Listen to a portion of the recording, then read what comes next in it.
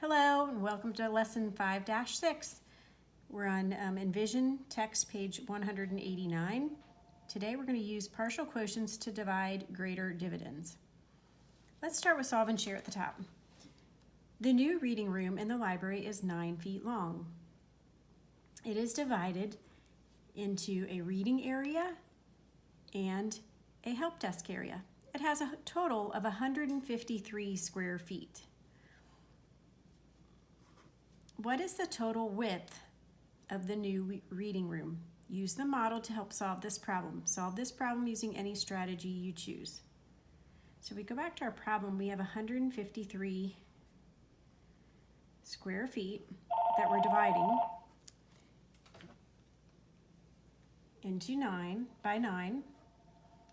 And it looks like they've set this up. They've chosen 10. A partial product of 10 because we know easily that 10 times 9 is 90. So if this area, they didn't tell us it was 10, but that's just the way it was set up to help us with partial products. 9 times 10 is 90. So if this part of is 90, the whole thing, then the whole area of both these parts will be our 153. So with partial products, we multiply the 10 times 9 and get 90. We subtract, and we get 63. So now, how many times does 9 go into 63? Thinking back to our facts, 9 times 7 I know is 63. Exactly, so that's it. So we've got a 7, and that would be here to make 63 feet. So the 90 plus 63 is our 153.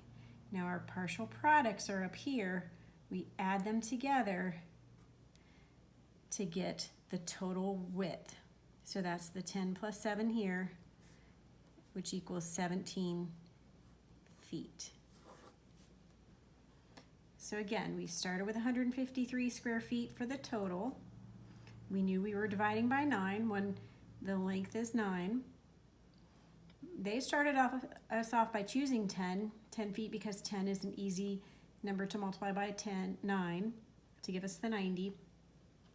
And then we were able to find the additional portion. Our question was, what is the total width of the new reading? So this is the total width, the 10 plus the 7, or 17 feet. Okay, they did not ask what is the exact reading area and what is the help desk area. They chose 10. I don't see the 10 anywhere in there. So we don't know that the reading area is exactly 10 feet by 9 and that the help desk is the 7 feet. We just know that the total width of that area is 17 feet. If the area of the reading room was 216 square feet and the length was 9 feet, would the width be more or less than 20? Explain. Well, we do know that if the reading area was 216 total and the length is 9, we could look at this as partial products again to find our quotient. So we would say we could repeatedly do 10 times 9 is 90 and subtract if you didn't know any higher facts. So we could go 10 again and subtract. We get 36, so 9 goes into 36, I know 4 times. And that's exactly 36. So 10 plus 10 plus 4, our partial products add up to 24. So would the width be more or less than 20? It would be greater than 20 because it's exactly 24 feet. Again, you take the total area, divide by the length or width that you have to get the other side.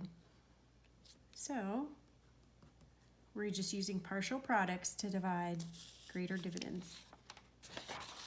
You'll look again at the visual learning video and use page 190. As you do that, we're going to do another example on page 191 together. Find 1,968 divided by 6. So again, we set that up as a division problem, long division problem. When we do partial products, we know that 3 times 6 is 18. With 2 zeros is 1,800. Subtract, we get 168. 6 times 2 is 12, so 6 times 20 is 120. We subtract that and get 48. And we know that 6 times 8 gives us our 48. So our quotient is 300 plus 20 plus 8 is at 328.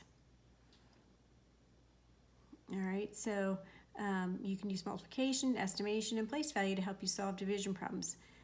Again, this is called partial quotients because we are partially dividing with what we already know until we get to 0 or a smaller remainder than we do here, having our divisor here. So guided practice, do you understand? Hillary has 254 tokens to use for games at Pizza Mania. She would like to use an equal number of tokens for each of 3 visits she has planned.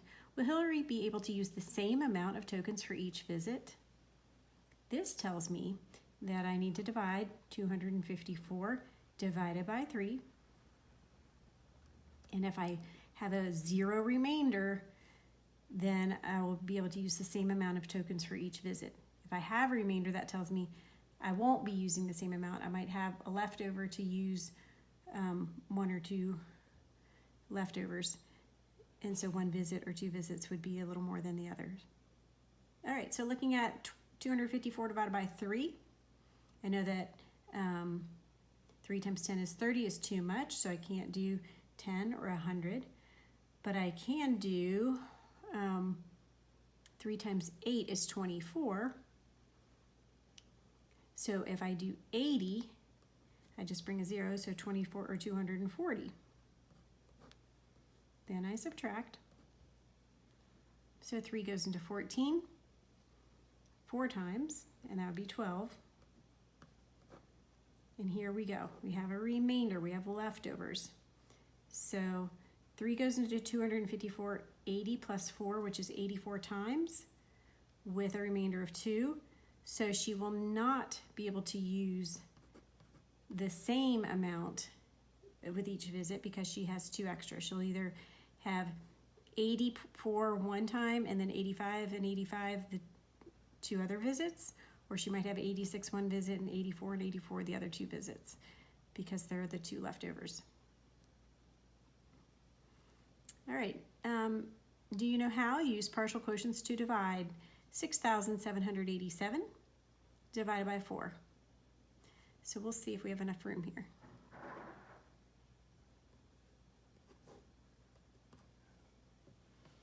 All right, so we are going to first look at, I think 1,000, because 1,000 times 4 would give me 4,000.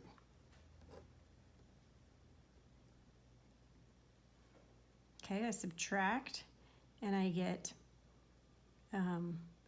2,787. So I see that another 1,000 would be too much because that would be 4,000. So maybe this time I will look at, I like to look at the front digit. It does not go into 2, but it goes into 27 6 times. 4 is 24. 7 times 4 would be 28, which would be too much. So let's try 6 is 24, and I've got place for 2 zeros, so 600. Let's subtract that. We have 387 left. 4 goes into 38. 7 is 28. 8 is 32. 9 is 36, so we can do 9. And we can put a 0, make it 90 to make 360. We subtract. 4 goes into 27.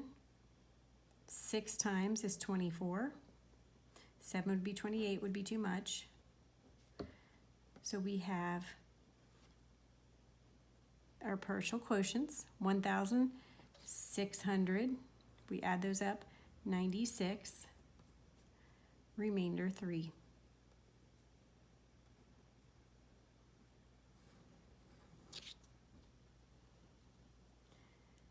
And then we look at number 3. We'll do the same. We're going to set that up. 5 goes into 6,209. 1,000 times would give us 5,000. We have 1,209 left. 5 goes into 12 two times. That would be 10. And I have 2 more zeros, so that's going to be 200. Subtract. We have 209 left. 5 times 4 is 20. And a 0 would make it 200. That's a 9 left over. We can only go one more time. That's a 5. We have a remainder 4. So we have 1,241 remainder 4. Partial quotients. I got the 1,241 by adding those 4 partial quotients together, and then the remainder 4 were the leftovers. 5 does not go into 4. 5 is larger, so that's a remainder. So after your visual learning video, you'll do independent practice. You're going to do 4 through 11 evens, and then 16 and 17 on page 192. After doing that, then you can do your quick check for the day for lesson 5-6. And feel free to reach out if you have any questions or problems. Message Mrs. Graham. Have a great day.